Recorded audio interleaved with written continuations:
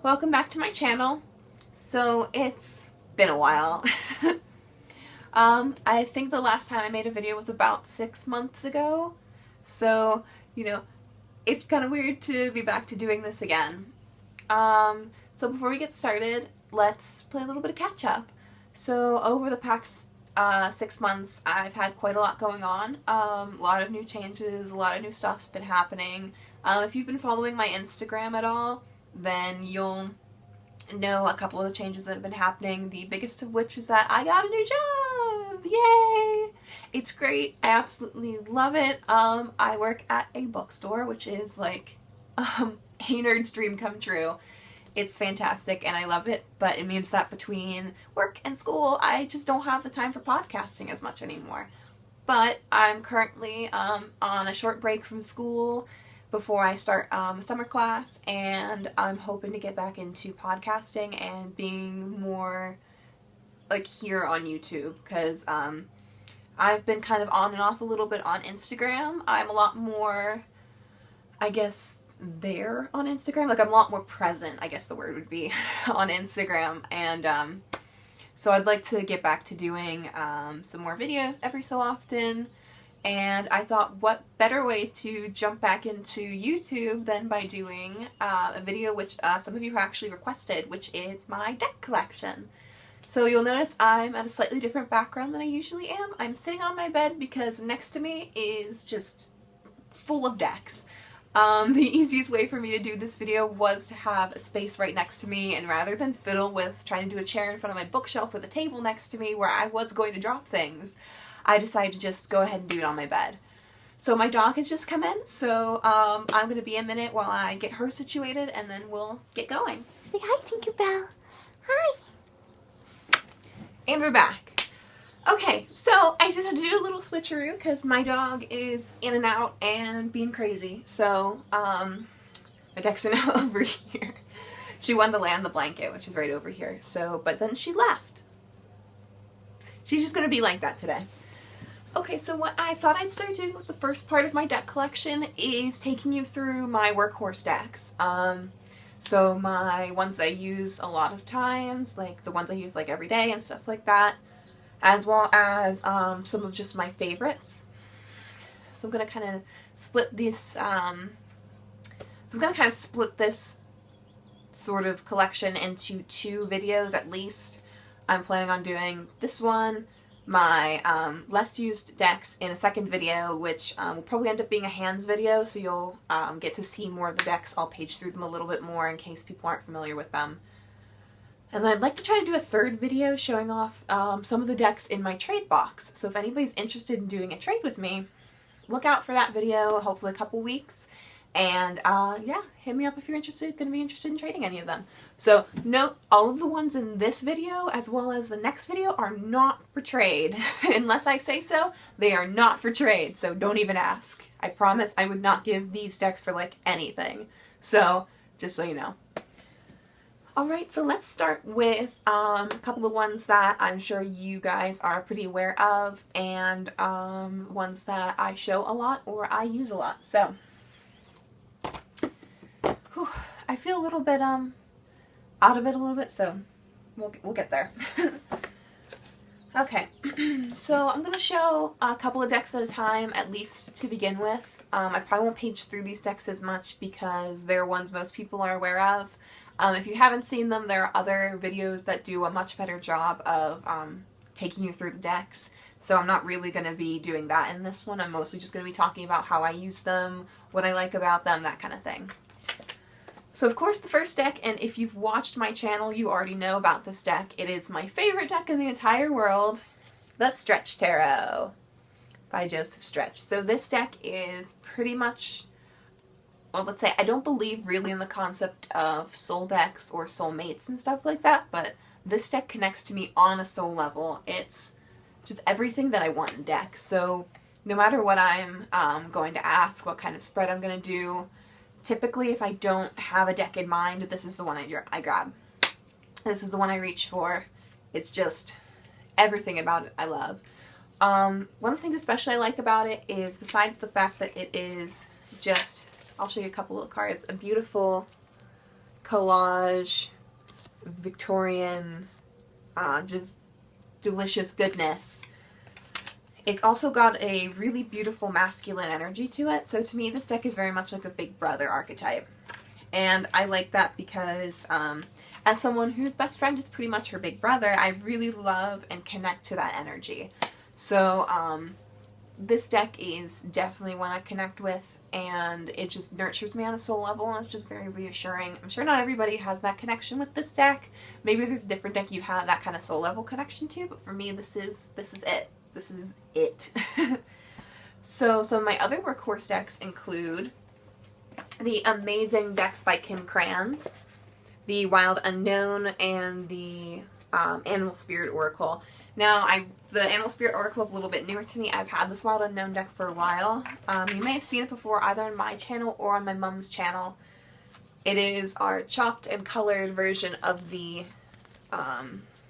Wild Unknown. So we took some colored pencils and we colored a few of the cards, and I think my mom did an entire walkthrough of this one. So if you're interested in seeing that, definitely check out her channel. I'll link it in the description box. But these two decks are ones that I tend to reach for when I have, like, I need something that's just going to cut through the bullshit. Like when I need answers to things that aren't going to, like, beat around the bush or really, you know, pull any punches. I need, like, something to kind of beat me up a little bit. I go for these two. The Animal Spirit is less of a, like, I would say the Wild Unknown for me, I play D&D and some other role-playing games, so I'm aware of something called the alignment chart, which is where you sort of rank, like, your characters and stuff like that. So if your character is neutral good, it means that they tend to do things, yeah, I'm aware of the alignment chart. If you've never heard of it, it's pretty cool. It goes good, neutral, evil, and then it's neutral or chaotic. Neutral, chaotic, or lawful. So you can have, like, lawful good, chaotic good, neutral good. So those are all people who would have, like, a bend towards goodness, but, like, the lawful good would be much more follow the rules. Chaotic good would do things for the fun of it, and neutral good would do good things, but also with a more personal benefit. And then you have that with neutral as well, chaotic, lawful, and true neutral, and then chaotic, lawful, and neutral evil. So that's an RPG for me. This deck is a true neutral deck because it's nature energy and it's not going to lie to me. So it's brutal, it's a little harsh, but I like that. Sometimes I really need, like, a kick up the pants, and this deck is definitely it. I can see some people, I think, have talked about it being a little bit of a cruel deck. I've never personally experienced having a cruel streak. It just is definitely going to kick your ass if you need it. And the Animal Spirit is a little bit less, like I said, gonna kick your ass sort of energy, only because it is more about the spirit and the energy of the animals, whereas this one's just, like, straight up nature. The animal spirits are a little bit different. You know, each one has their own feeling to it. Each one has their own vibe. I'll show you a couple of the cards. The guidebook, by the way, for both of these is absolutely fantastic. I can highly recommend both of these decks just as decks to have in your collection. I think they're wonderful, and whew, they're so good. I mean, everything about them, if we're going to talk just logistically, cardstock, etc., fantastic on these. So those are two other decks in my workhorse section. Woo, we've got a lot to go through, guys, so we might be here for a while.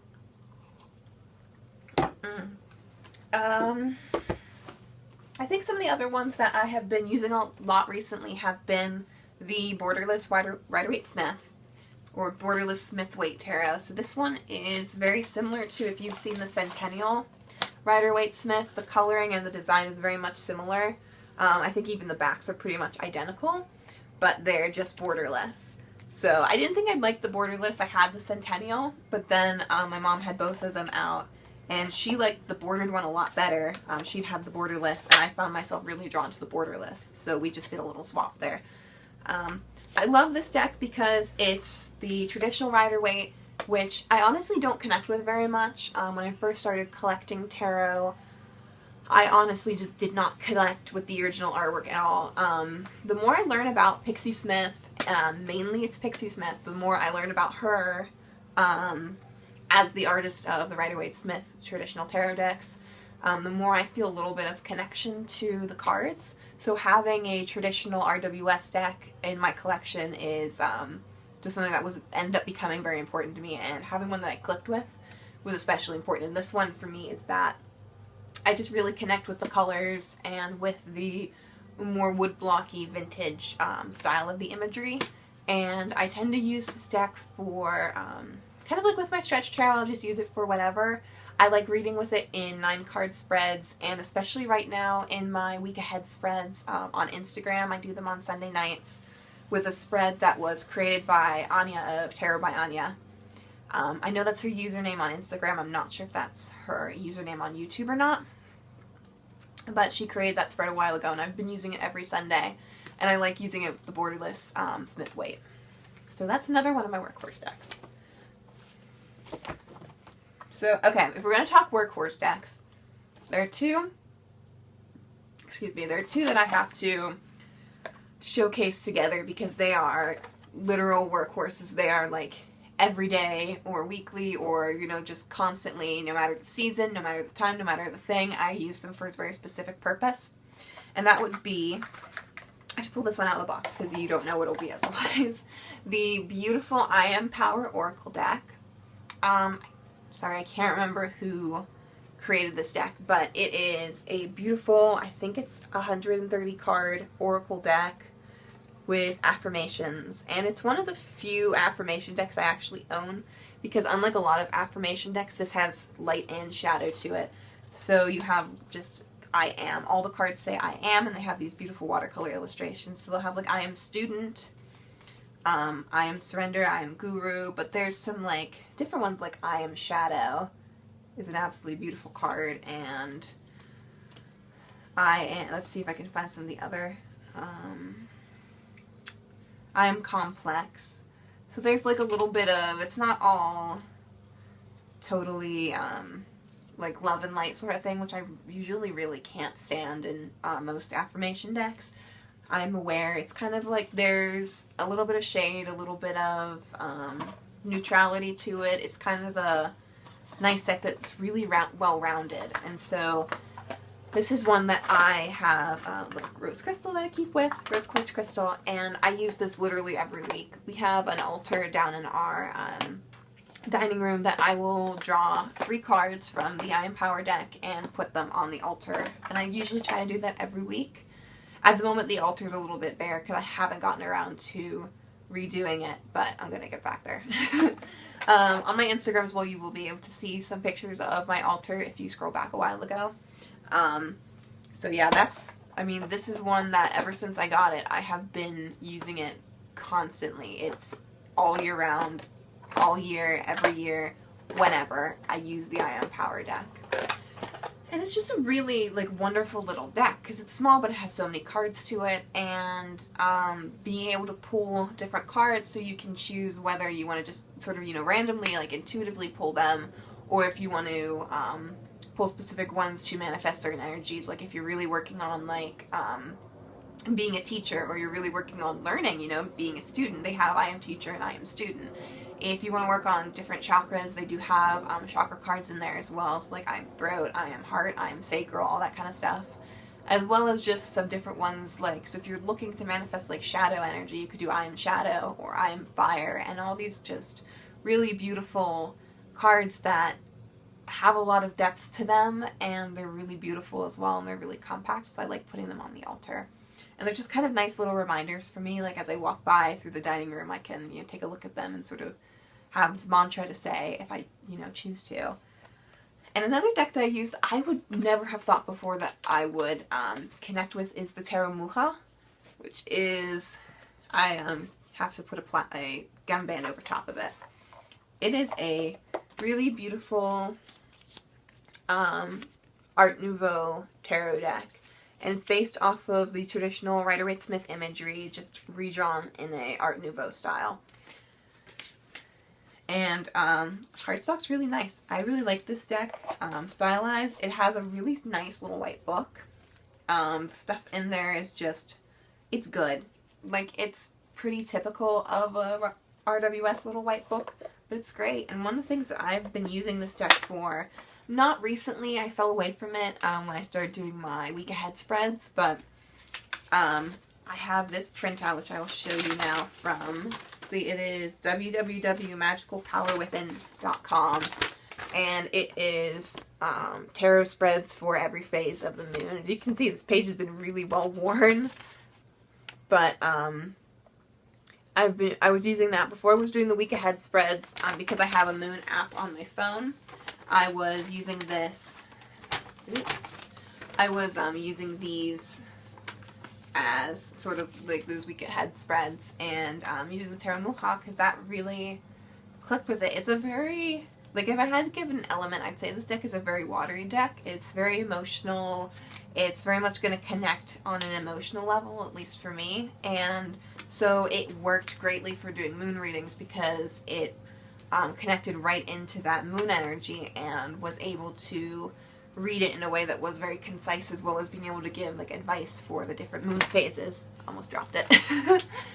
So that's another one of the decks. I haven't used this much recently, like I said, just because I've been using the week ahead spreads, but I can see going back to this to work more with the moon energy.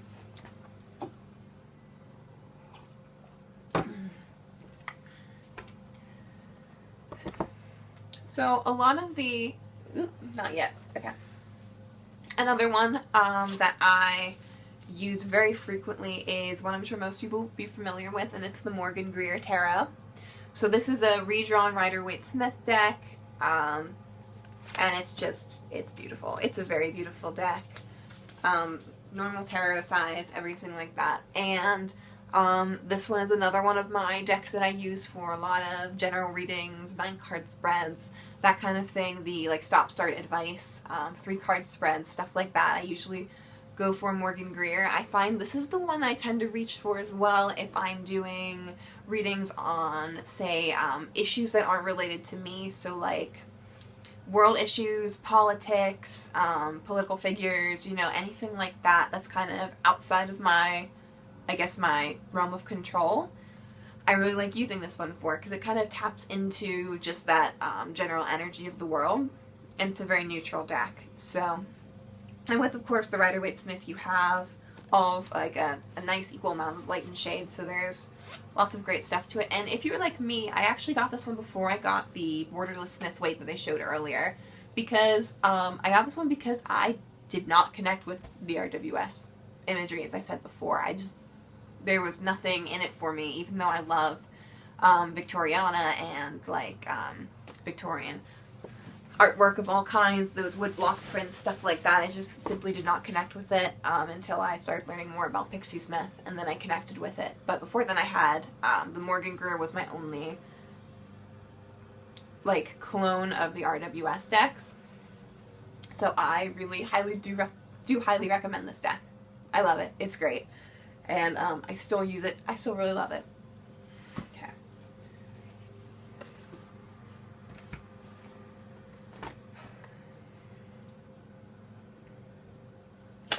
Another deck that I use for general readings and such is the beautiful Raven's Prophecy deck by Maggie Stiefvater. Now, Maggie Stiefvater is truly one of my favorite authors. I just dropped one of the cards. She truly is one of my favorite authors. If you've never read her Raven Cycle series, I can highly recommend it. Just fantastic book. She's actually writing a new series right now that is like a sequel series to the Raven Cycle books, they're called. The first one is The Raven Boys. Such a good series. I think I've read it 3 or 4 times. What's fun about the Raven's Prophecy Tarot is you don't need to have read the books beforehand, but I found reading through the Illuminating the Prophecy, which is the book that comes with the tarot deck, actually having read the series beforehand did deepen a lot of my understanding as to why she chose certain imageries for certain cards. So I do highly recommend that. One of the things about this deck is I feel a lot more called to work with it in the summer. Summer or autumn, I think a lot of people do tend to work with it in the autumn because it does have that spooky, stark, black and orange, you know, very October-y imagery. but I actually find because it's so fiery, I do like working with it in like July, August, that sort of thing, when you're like that height of summer after midsummer and it's, you know, hot and the nights are really muggy and you just want to like sit next to a bonfire and roast marshmallows and slap with the mosquitoes and just kind of enjoy the depth of the night that comes with like a summer evening. So this is one of those decks for me. I just absolutely love it. I feel like the way it connects with you is in a beautifully sharp way. It reminds me a lot energetically of the character Ronan from the Raven Cycle books. Ronan is very much this sharp boy. He's very, what's the description I love that they use for him in the book? I think it's, they say, Ronan never lies. Like, one of his character traits is that he never lies, but he wears the face of a thief, I think is how they describe him at one point in the books. Which, of course, is kind of a beautiful way to talk about this deck, too, because I think, to an extent, reading just with these such dark cards could make you feel like, what's this deck hiding from me? But at the same time, the deck doesn't lie. It has a bit of a reckless energy. I really love that. It really draws me to work with it, because I, too, have that kind of reckless, you know, chaotically energetic side. I joke with some of my friends sometimes that there's a part of me that is a chaos gremlin, and I feed off of little chaos. Not drama, not drama. I hate drama. Don't argue with me. I will start crying. But those, you know, chaotic sort of little harmless practical jokes, you know, that kind of stuff. So I really do connect with this level, connect with this deck at a very deep level because of that. And I think it just has a really great vibe to it. Even holding it now is making me kind of feel a little bit excited. So let me grab the card that I dropped. There we go. Okay. Interesting. We got Justice. That's one thing about this deck as well. It is very balanced. You know, at first look, the aesthetic is dark, but it actually is a very balanced deck. And I keep it in this little beat-up tin box because, to me, nothing says Raven Cycle and Raven's Prophecy more than a super beat-up tin deck that, you know, like, could get thrown out of a car window and, you know, you'd still be able to use it.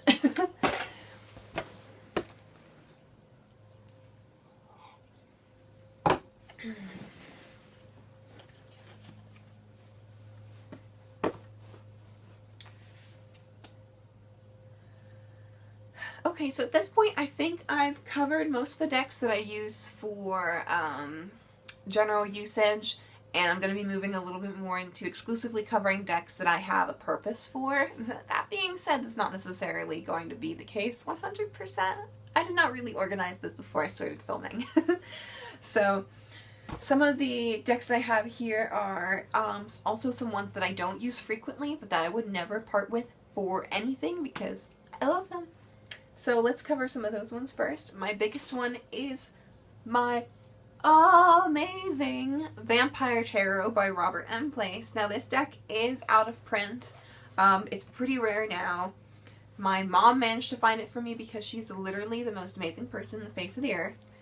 And one reason she got me this tarot is not just because it is a amazingly dark, gothic, you know, gritty vampire tarot, but because as opposed to some of the other vampire tarots that do exist out in the world, I think there's at least 2 other more. I'm sure there are more that I'm unaware of. I know there's at least one other one called the Vampire Tarot, or possibly the Dracula Tarot. This one is based off of the Dracula book by Bram Stoker, as opposed to a lot of the Dracula lore from like Hollywood and the Dracula movies and things like that. Because one of the things I love is I absolutely adore the Dracula book. If you've never read the book before, I can highly recommend it. Definitely find the audiobook. Now, I read the book because I just was gripped by it. But for some people, they may not be able to dive into it quite as quickly. It does have a slightly slow start. But there's a audiobook that is read by Alan Cummings, as well as a lot of other very famous British actors. And it is fantastic. It is such a great book. And one of the things that the book does is it tells a really amazing story. It has like redemption in it. It has true bravery and sacrifice, and one of the main characters is Mina Harker, who basically is just like the damsel in distress in a lot of the Dracula movies, but in the book she's a total badass. I'm not going to spoil it for you, but she is a absolute badass and such a strong female character, which you do not see in typical literature from the 19th, 20th, and even 19th and early 20th century. I get my centuries confused. From 19th and early 20th century literature. Like, Dickens did not have a lot of very strong female characters. Not very many did. Not even Mary Shelley, who wrote Frankenstein. Just simply, so many books from that time period don't have strong female characters. Mina Harker is a badass lady who is comparable to any of our strong female literary heroines from, 2019 and before. She is just an amazing character. There's so much depth to her that you need to read the book. It's great. One of my favorite characters in the book is the character of Quincy, as well as there's actually Dr. Seward, who you never hear about in any of the movies, but is pretty much one of the main characters throughout the book. So, that is just a fantastic book. It's one of the reasons why I absolutely love this deck, aside from the fact, of course, that it is out of print now, and it is very rare and very hard to get. So, sorry. I know some people don't like it when you show decks that you can't get anymore, but sorry guys, I'm not gonna not show it. It's in my collection, and I absolutely adore it. Like, this is the deck if there was a fire and everybody was safe, pets, people, and I had to run in and I could get one deck, I would get this deck because it is, to me, completely irreplaceable.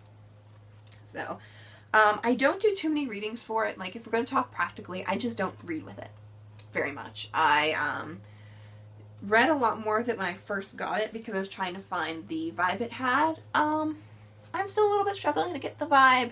For me, it's actually more of a deck that's just part of my collection. I mean, I do read with it, and I have read with it, and I think it does read well on people. So if you're gonna do a reading on a person, maybe ask, like, why is this person acting this way? Or what kind of person is this person? I think this deck probably could read pretty well for that.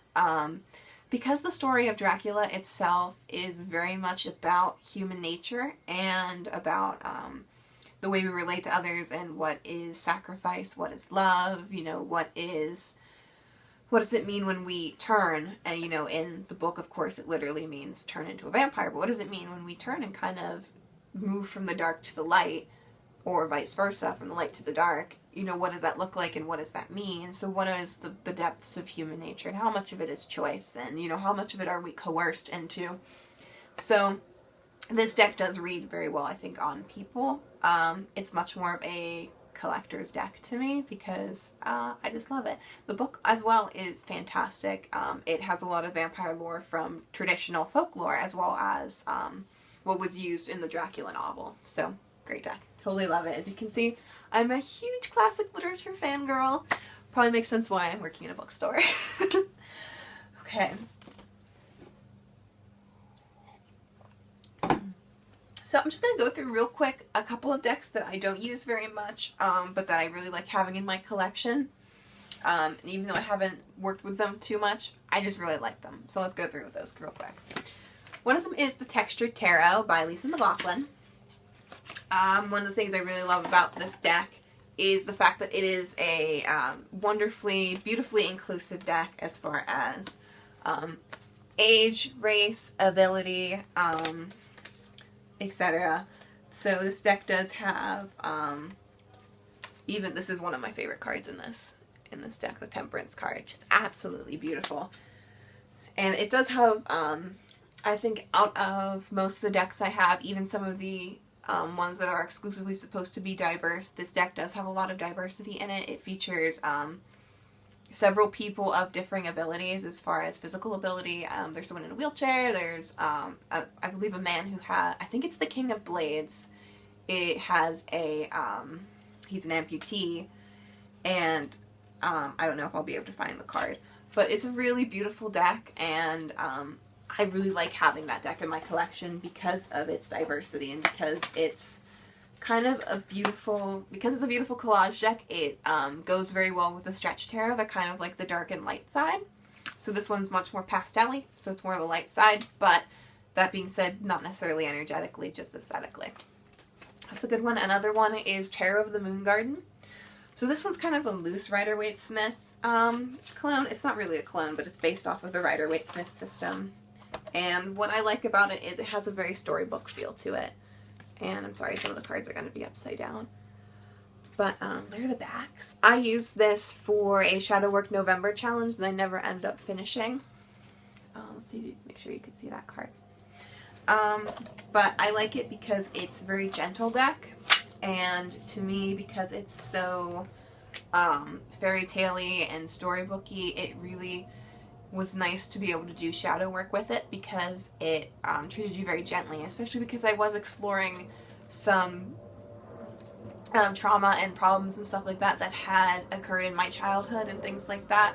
It kind of was able to gently bring me back to that place where I could explore a little more deeply as to why I have the shadow now based on things from my childhood in a way that wasn't going to re-traumatize me, because as much as I am a total advocate for shadow work, I do believe we have to do it in a way that's not going to be re-traumatizing to us.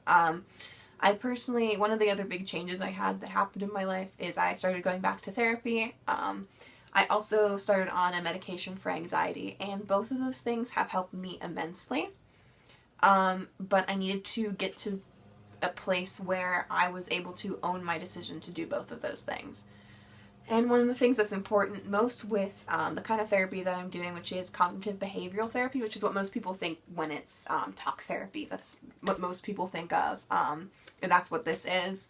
I had to work to find a really good therapist. It took a couple of tries, but I did it. I have a therapist now who I absolutely adore.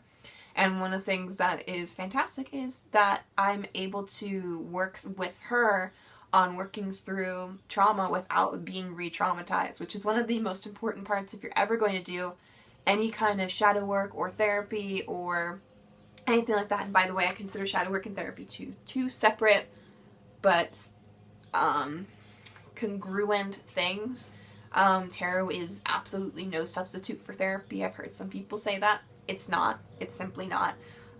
If you need therapy, I highly recommend going to therapy. I love going to therapy, and I'm going to be very open about talking about being in therapy and even being on medication, because it's important that we treat our mental health with the gravity that it deserves. You know, our physical health is very important, and our mental health is just as important, and yet we kind of sideline that a lot because we think it's all in our head.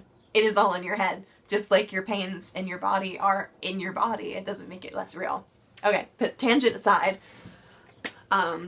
being able to explore in therapy trauma and stuff like that without being re-traumatized because I'm with a therapist who makes me feel safe and in control is very important. So being able to do shadow work with a tarot deck that does the same thing for me, that makes me feel safe and in control while bringing me to a place where I can start to work through some things consciously that maybe I haven't processed yet, is just an incredible gift. And so that's why I really like this Tarot of the Moon Garden.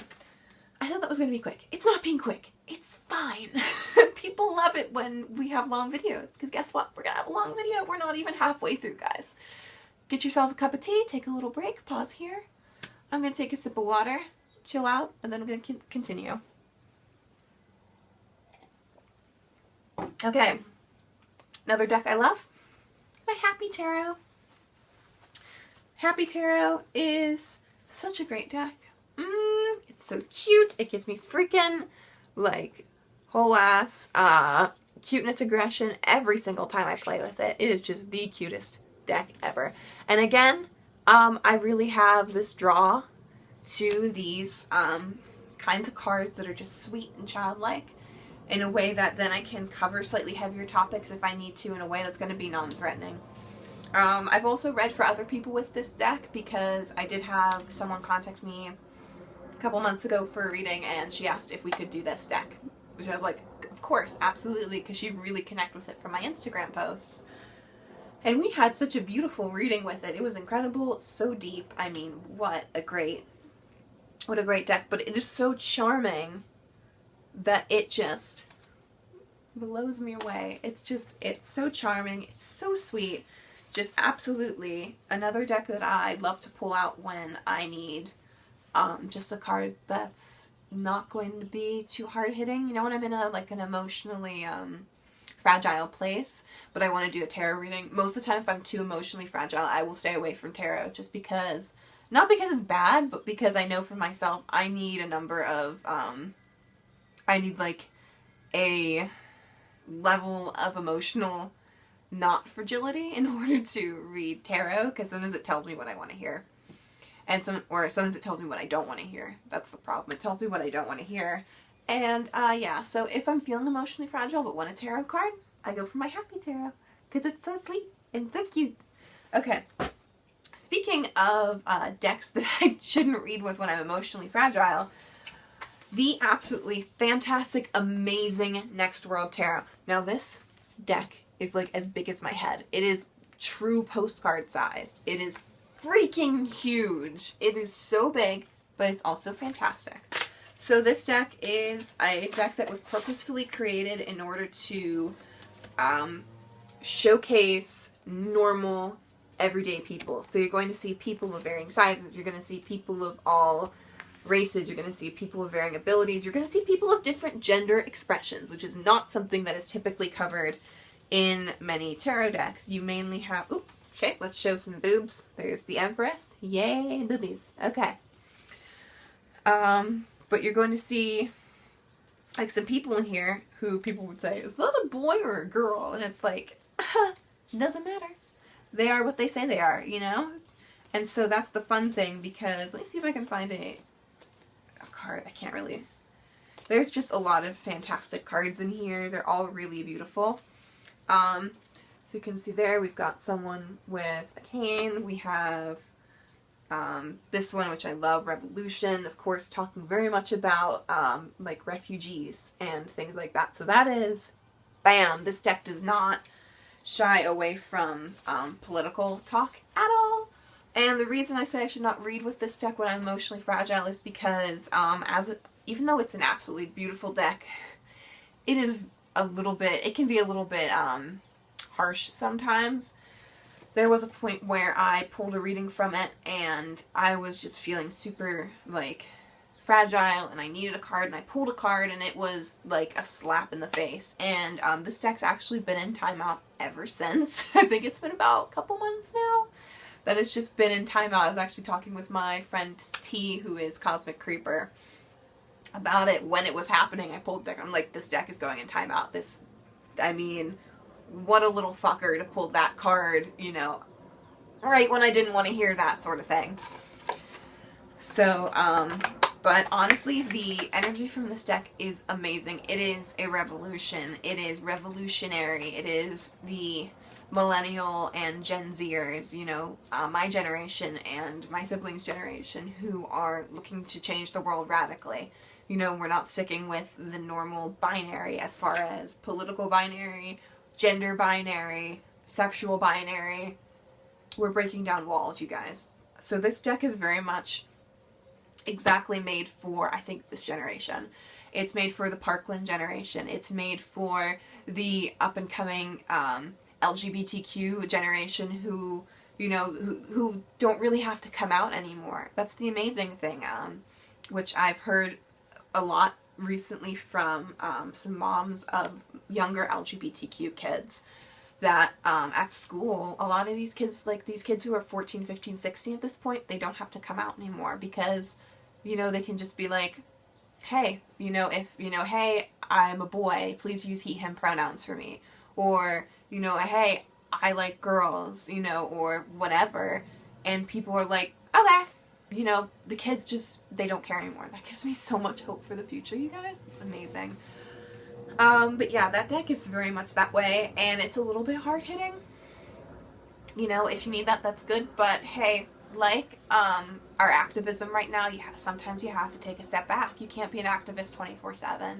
You know, the living in a place of activism can actually be, I think, incredibly toxic for our mental health, because that constant fighting just can make us sometimes angry, and then if we're angry, we're not going to be doing things out of a good place. So that's why I feel like this deck comes in as far as energetically. It's, you know, sometimes you can't reach for the activism deck. Sometimes you just don't have the emotional capacity for it, and it has to go on the timeout shelf for a while. So, that one. So, a deck I actually am so surprised that I've been using, and it is actually an oracle deck, not a tarot deck, but it is the Rumi Oracle by Ilana Fairchild. So what's beautiful about this deck is that all of the artwork, I believe, let me see if I can, I believe this artwork was done by, someone a really amazing artist that my mom loves. Let me see if I can find who it was. Nope, can't find it. Okay.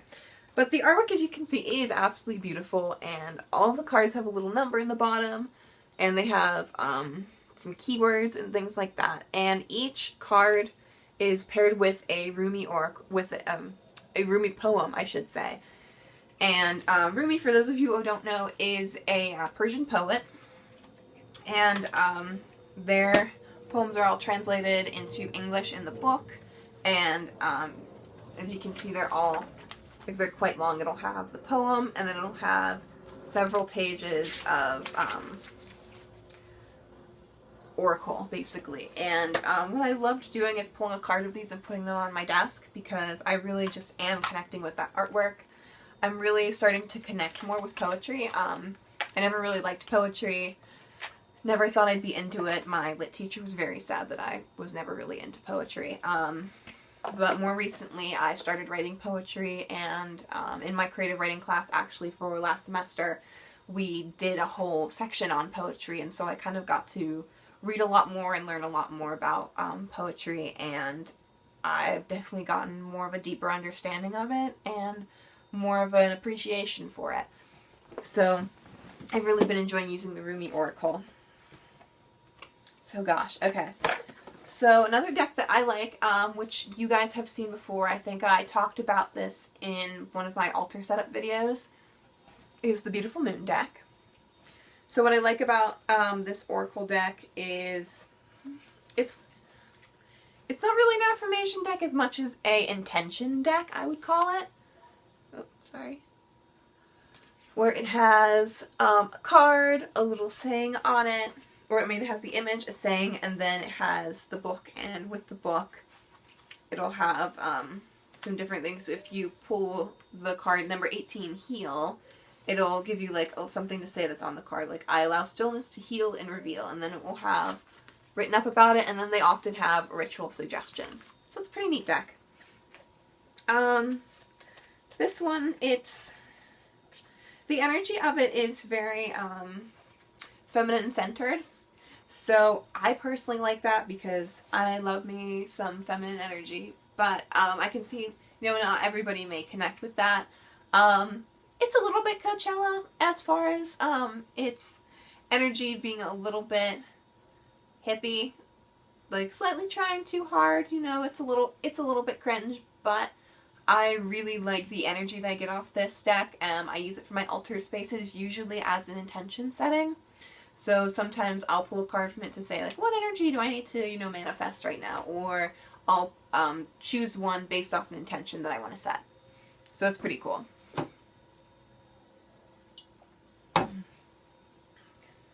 So onto a deck with attitude.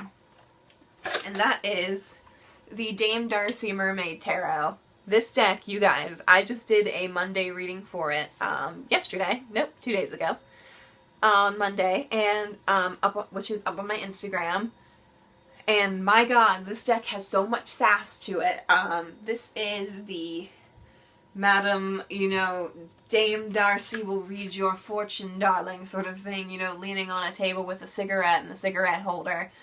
She's got rings on all her fingers, and she wants to tell you that you're going to meet a tall, dark, rich man someday. But first you're going to have to watch out for the, the man with the sharpened tongue, and then you're just sitting there like, okay, but I'm gay.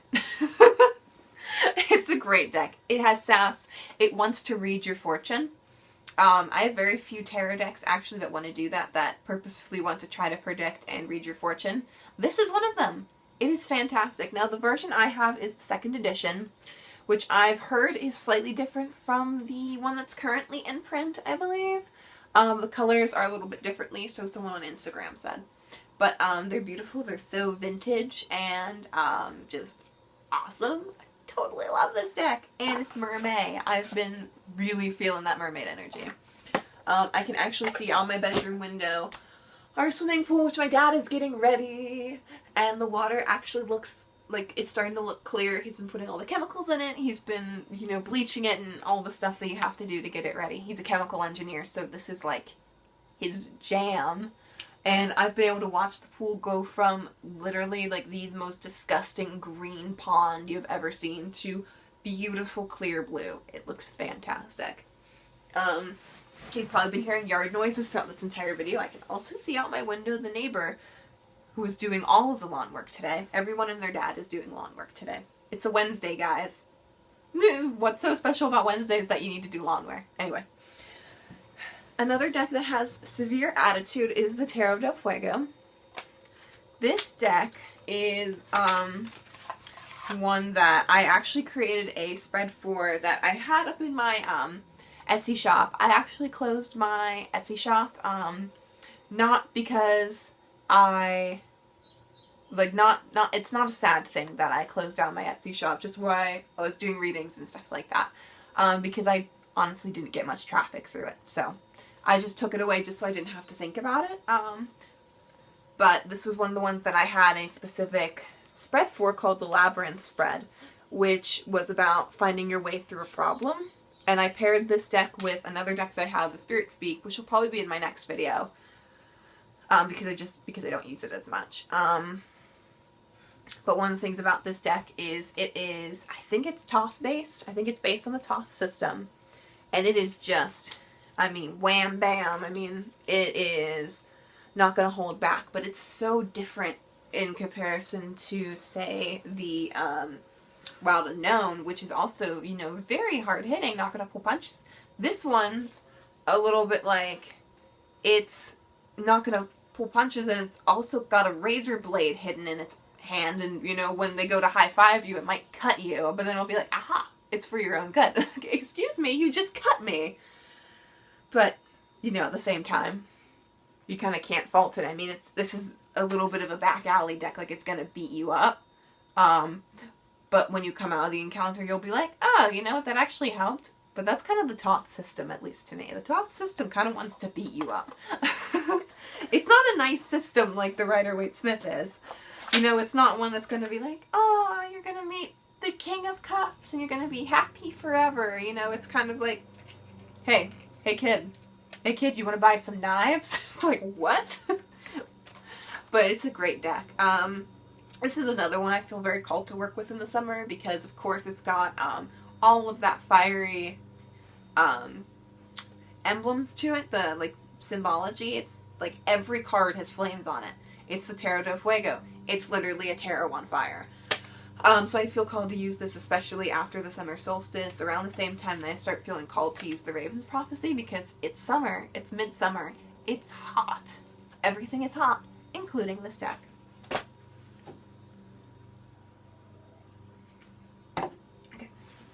Speaking of hot, but in a different way, we have my beloved Le Tarot de Femme Erotique. So I got this deck because my wonderful friend Kasha of Wands of Transformation and Tarot Map did a reading for me probably about 2 or 3 years ago, and she pulled this deck because she was like, hey, Grace is going to love this deck. She didn't know at the time how right she was.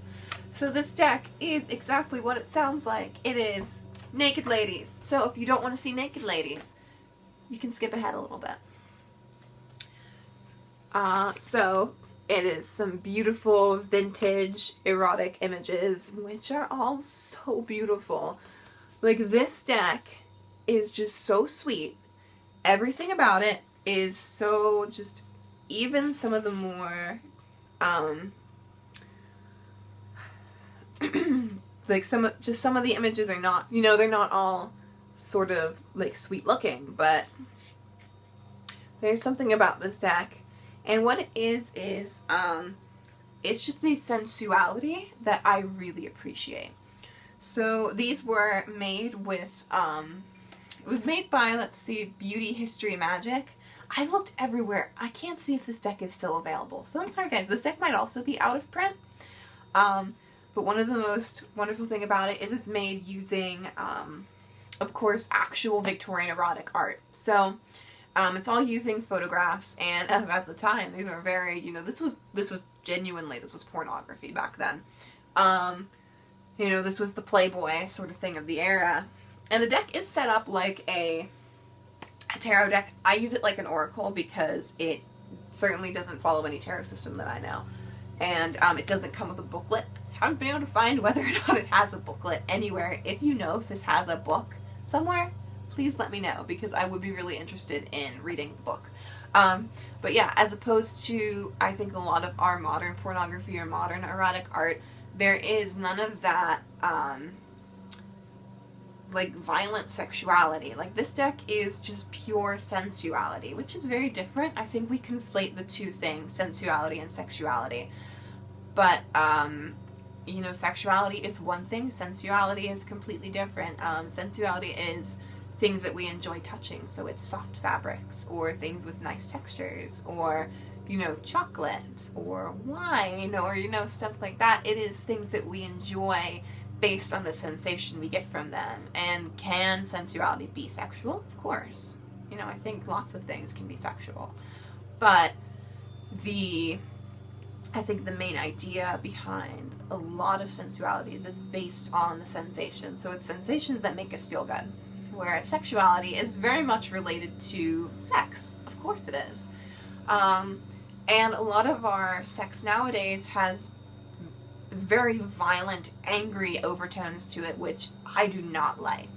A lot of advertisements, of course, nowadays use sex to sell things, and they're very violent and a little bit gruesome in their use of sexuality. And I prefer in this deck, what I love about it is that it is sensual, it is sweet, there is, you know, nudity to it, but it is artistic nudity.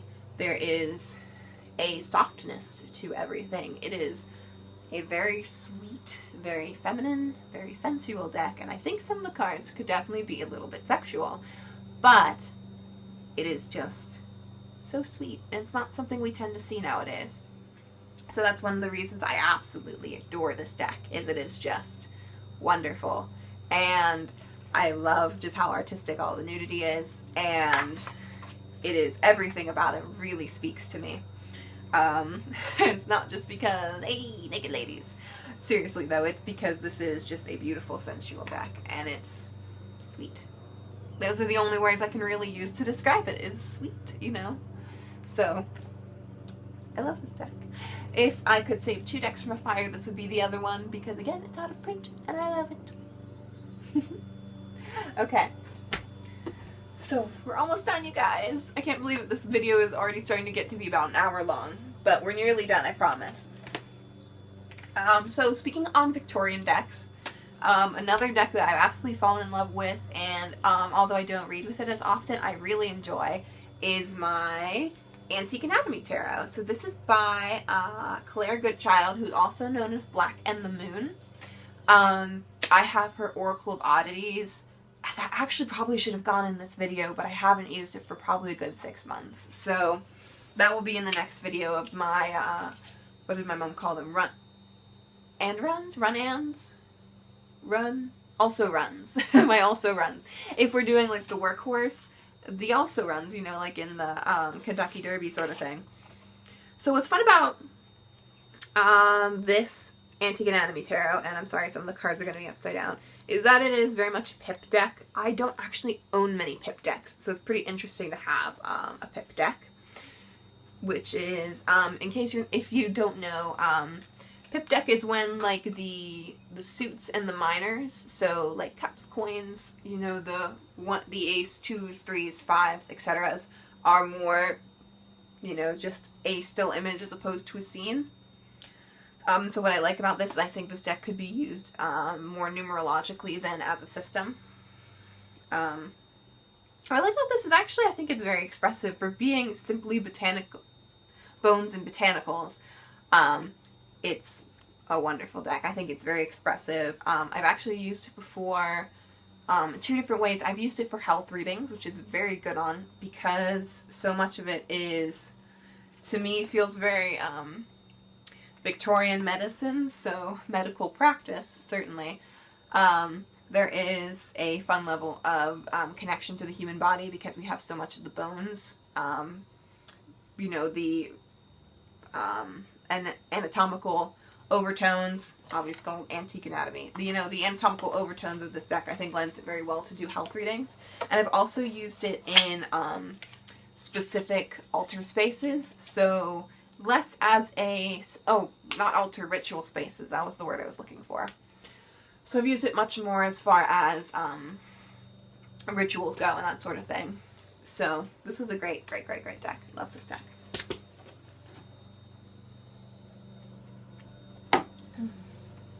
A deck that I do use for altar spaces is my wonderful Woman Runes.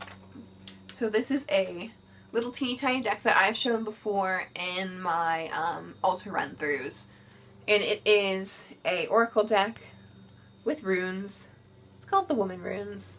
It's great. The book is fantastic. I use these mainly on my altar, and a lot of times I like to draw them as an extra card if I'm doing a reading for a friend, especially if that friend is going through like an emotional turmoil. I think it's nice to draw one of these and then sort of tell them a little bit about runes and say, hey, you know, if you'd like to keep the energy of this rune, you know, you can draw it places. Like you could draw it on yourself or on a whiteboard or on a piece of paper and stick it up by your desk or something like that. So it's a sort of fun tactile deck because it gives you a symbol to not just put out on, you know, like your altar space like I do, but then you can also recreate it other places because they're all very simple. So easy to draw. That's a great deck. I really love that one. A deck that's actually really new to me, and I haven't got a chance to use it much, but I'm really looking forward to starting to use it more, is the Cat Tarot. This deck is the cutest. It's so freaking cute. If you don't like cats, you might not like it. I love it. And what's great is the major arcana is hilarious. Let me see if I can find one of the ones that I wanted to show you.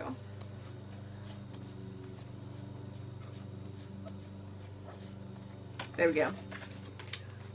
The Devil. It's a dog. It's so cute. So one of the things, I did do this deck as a live walkthrough over on my Instagram. One of the things I did mention on there that I don't like about this deck is the fact that the suits are a little bit confusing. So even though they use the traditional Rider-Waite suits of coins, cups, blades, and wands, the way they show those changes, so it's kind of hard to keep track of, which is unfortunate, because otherwise it's a really cute deck. And I got it for $8 on Amazon. It's great. I have yet to get the vibe off of it, but aesthetically I really like it. And I don't really have many decks that are straight animal decks. So this is one of few that I have, so I definitely am really glad to have this in my collection, and I can't wait to start using it more. Okay. Speaking of animal decks, let's go through the 2 animal decks that I have in addition to the Cat Tarot. And that is the Animism Tarot, which if you've never seen before, is a absolutely amazing deck. This is, if anything, probably one of my favorite animal decks in the world.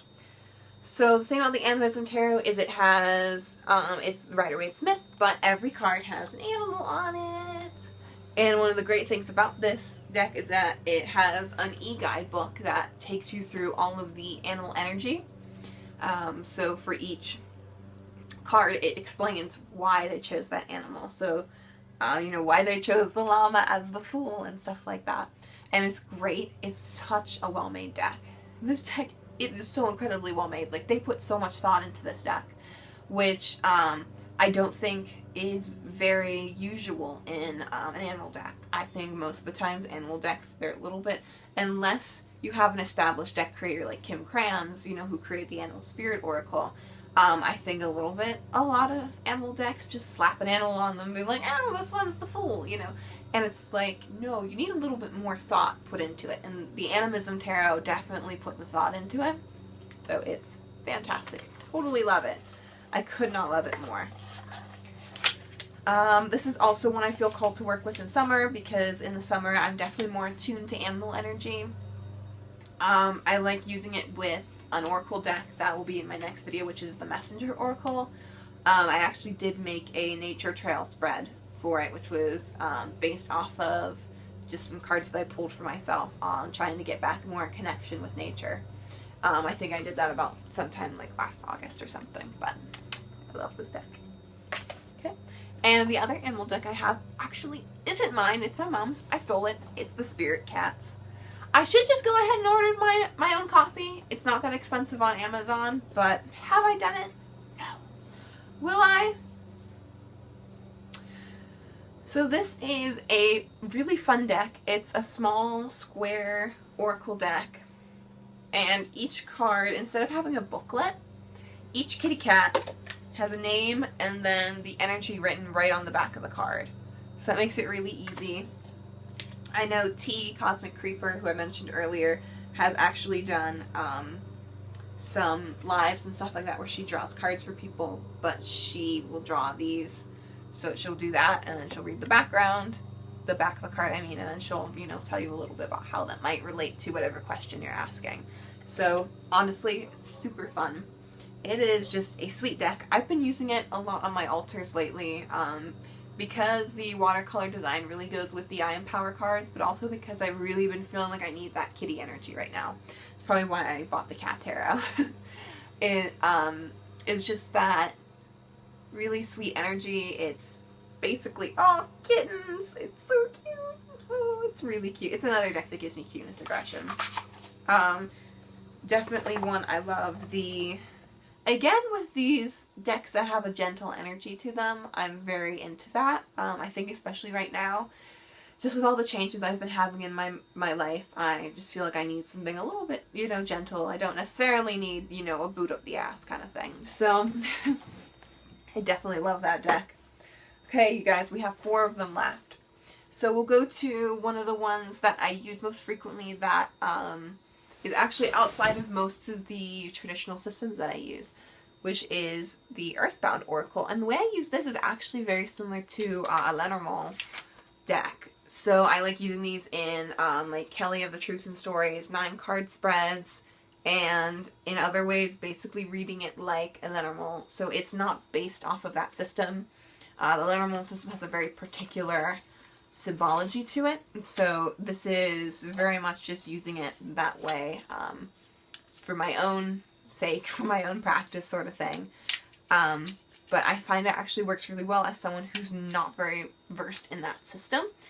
This is kind of a nice stepping stone to get used to the way that you read it, even before really reading it. I do have some Lenormand decks. It is my goal to become more well-versed in both that and in Tarot de Marseille. So hopefully this summer I can find some time to do that. But I like this deck. It's a very fall deck to me. It is, being the Earthbound Oracle, it is very much an earth deck. It is digging your toes into the dirt sort of thing. It's very much, you know, pebbles and gravel, that kind of thing. It's a very nice deck. I really appreciate it. I really like the readings it does. It does readings very similar to the Wild Unknown, where it's just going to tell you what's what. It's not going to pull any punches, but at the same time, it's a little less true neutral than the Wild Unknown. You know, that has that slightly chaotic nature energy to it. This is much more calm. It's a little bit more suburbanized without being suburbanized. I feel like I'm not describing it well, but I'm trying, you guys. Okay. So, another deck I've actually been feeling very called to work with lately, as well as one that I absolutely adore because it was my very first tarot deck, I think I've shown this before, is my Line Strider Tarot by, I don't remember who it's by. Oh no. It's fine. Okay. So one of the things I like about this is it's a beautiful watercolor deck, lots of white space, very much a spring deck. Very much again, a watery deck, sort of. I would actually say this is a very balanced deck. Elementally, if you're going to say, you know, ooh, what's the main element of this deck? I don't think it has one. I think it really does embody a lot of different decks, but it's a lot of different elements. But it's very much it's very much a spring deck to me. So this is something that I'm still using. Mostly I'm putting this on my altar, so I'll draw 3 Iron Power cards and put them in the middle. Then I'll do a Spirit Cats card, and then I'll do a Lion Strider card. And usually I try to change out the Lion Strider and the Spirit Cats somewhat frequently, at least a couple times a week, you know, more frequently than I do the Iron Power cards. But sometimes I leave those up for a whole week because, why not? So you get busy, you know. This is a really great tarot deck. As for my first tarot deck, I mean, I could not have been more happy to have, like, now, knowing what I know now, as a more serious collector and a more serious reader, I'm really glad that this was my first tarot deck, because I think it, along with the book, really just helped me dive right in. So I really like this deck for that reason. Not only is it just a springtime deck, but it is kind of a general all-purpose deck, and it really does go with a lot of things. I find the energy vibes with a lot of other decks. So that's so fantastic that you just have a deck that really does play well with other decks. So I think I've yet to find a deck that doesn't really work that well with it. I do try to keep them a little bit aesthetically similar, because I hate to pair together too many decks that just don't go, you know, they just don't look the same. So it's like, why would I do that, you know? I don't want them to look like they clash. So, okay. Another deck that I use for a very specific purpose would be my Keepers of the Light Oracle. I couldn't remember what it was called. My Keepers of the Light Oracle deck by Kyle Gray. So this is a great deck because not only does it have a really good guidebook, but it all has, it features basically Ascended Masters. So Ascended Masters are like gurus and things like that from various religions. So they've got, say, Joan of Arc, of course, was very prominent in the Christian religion. Archangel Michael, Saint Germain, let's see if there's some other ones, Mother Mary. A lot of them admittedly are quite Christocentric, but there is Master Buddha, there is Gaia the Earth Spirit, Freya from Norse mythology, some ones that are even a little bit outside of many standard religions, like they just have a character for faith. And they have Lord Shiva and Serapis Bey. I probably did not pronounce that right. So they do have Krishna, they have, I don't know how to pronounce his name. I always think of him as Herne the Hunter from Merry Wives of Windsor, which is a Shakespeare play. And these cards are fantastic for calling upon energies. So if you work with Ascended Masters in your spiritual practice, which I do, then it's fun to pull out these cards, set them up, and be able to use them to call in certain energies. So one of my favorites out of this, which I just dropped, is the White Eagle Ancestor Spirit. He is such a safe spirit to call in. It's really wonderful. One of the things I've actually used these before as is psychic protection. So if you feel like you are getting psychically attacked, I've never felt like I was psychically attacked, but I have had some disturbing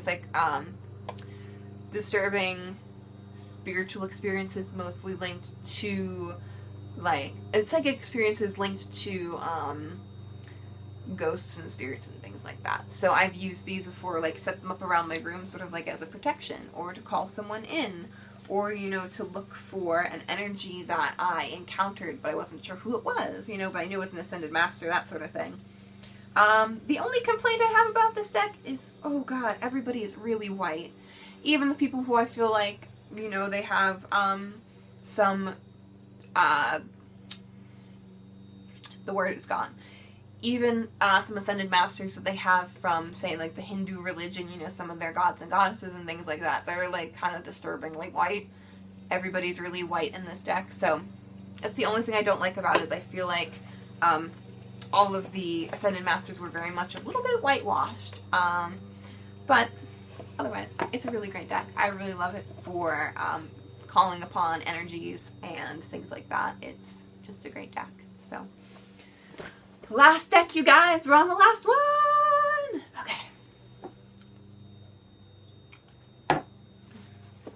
So, the last deck, and this is one that I work with very frequently, is the wonderful 8 Coins Tattoo Tarot by Lohnes Elmer. I got this for my birthday last year. It is a flipping fantastic deck. The book is amazing. The way the deck came together is incredible. It is such a great, great, great deck.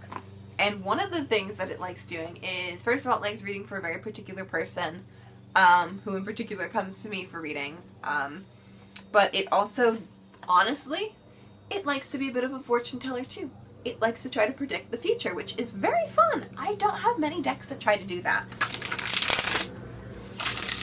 Now, one thing that I think might drive a couple people crazy is the edges are very much chipping, and I've only had this deck for about a year. But I like it. I think it looks worn. I could cover over if I wanted to. I don't want to. So, as you can see, I have a cat friend. Hello. This is my cat, Leo. He's decided to join me today for this last deck. So, what I like about this deck as well is the energy of it is interesting. It is a... Gosh, how do I even describe it? It is like just a really good energy. I mean, okay, this is very specific because it's a tattoo tarot. Have you ever walked into a tattoo shop? The feeling when I walk into a tattoo shop is it is a place that's a cross between a doctor's office and an artist's studio, because you're getting something done that's very permanent, but at the same time you're getting a piece of artwork put on your body. It's exciting. The people who work in tattoo shops, usually totally normal. I know they don't look it. I know people don't feel like they're normal. They are way more normal than I am. I love the people who work in tattoo shops. I love tattoo artists. They are some of the coolest people in the world because they are so freaking authentic. And of course, you know, not all of them are, but the ones I've had the privilege of going to are just fantastic. And that's the thing I get with this deck is it tries to be as authentic as possible.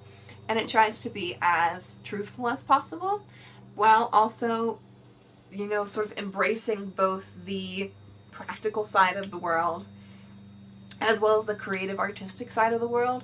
And at the same time, it indulges a little bit of that fancifulness. So, you know, with the beautiful designs and with the beautiful tattoo quality of the artwork and the fancifulness of it is just something that's really nice, and I really appreciate it. And yeah, like I said, it does try to predict the future, and I admit I like to dabble in fortune telling. I like to dabble in, you know, outcomes and things like that.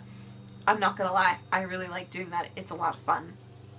But very few decks are good at it, and I've actually had quite a lot of success with the 8 coins. Does that mean I read on every outcome for it? Of course not, because where would be the fun in that? It's fun to have mystery in life. But if, you know, a friend were to ask me, you know, to see what his chances were on, you know, winning something, I might be able to predict it. I might be able to predict the way it's going based on how it's currently going. And I might be able to predict the outcome based on the current path of events. You know, if the events change radically, I won't be able to predict it. But if they don't, then, you know, I've had some pretty good luck with it. So it's pretty cool. It's the Tattoo Tarot. It's a great deck. And with that, my dears, we are done. So we have done part 1 of my video, which is my workhorse decks, my favorites, the ones I use frequently, or the ones I just really love having in my collection. So these are kind of the decks that I care most about. I can't believe we're done. Alright, so hopefully I will see you guys very, very soon for another video. Make sure you're following me on Instagram. Like I said before, that's where I'm most active. If you want to start a conversation, DM me on Instagram, comment below. Let's chat, you guys. Tell me some of your favorite decks. Do you have a soul deck? Do you have a deck that you really like? What's one that you're working with right now? You know, talk to me about your decks. Say hi. Yeah, here and over on Instagram. Oh, recently I set up a Ko-fi for myself, which is a site that's kind of like Patreon, except without the Patreon part of it. So instead of posting content to there, it's mostly a place where you can donate to me if you're already enjoying the content I create on here on YouTube and also over on Instagram. Especially if you've been enjoying my weekly Monday readings that I started doing again. You know, if you feel like it, drop me a few bucks. Help me afford my next coffee and bagel. If you can't afford it, it's no big deal. It really isn't. I provide this content for free because it's my hobby, and it makes me really happy to be able to share it with you guys. But if you've been enjoying it so much, you know, want to fling me a couple dollars, that would be great. You have a way to do that. It is located in my Instagram bio. And also through there, of course, you can find my YouTube links and links to the books that I've written. It's over on Instagram, yeah. So it was so nice to be able to chat with you guys again. And hopefully I will see you soon for part 2 of my video. And keep an eye out as well for any other videos that might pop up here. And yeah, have a great rest of your day, your week. Whatever time you happen to be watching this, I hope it's a good one. And lots of blessings, and I will see you really soon. Bye!